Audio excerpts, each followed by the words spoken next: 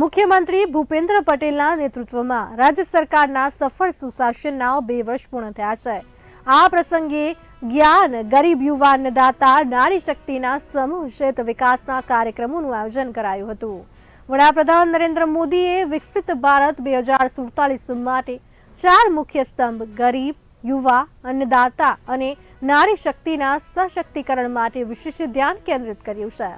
મુખ્યમંત્રી ભૂપેન્દ્ર પટેલ અને ટીમ ગુજરાતે પણ વડાપ્રધાનના વિકસિત ભારત 2047 સંકલ્પને વિકસિત ગુજરાતથી પાર પાડવાની નેમ રાખી હતી।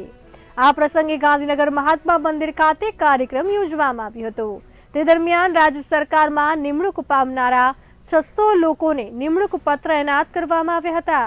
લોકોને સંબોધતા મુખ્યપ્રધાને કહ્યું હતું કે ભરતી પ્રક્રિયામાં પારદર્શિતા આવી છે। સીએમના પુત્રને પણ ભલામણથી નોકરી મળે નહીં, પ્રજા કલ્યાણ યોજનાનો લાભ લોકો સુધી પહોંચાડ્યો છે।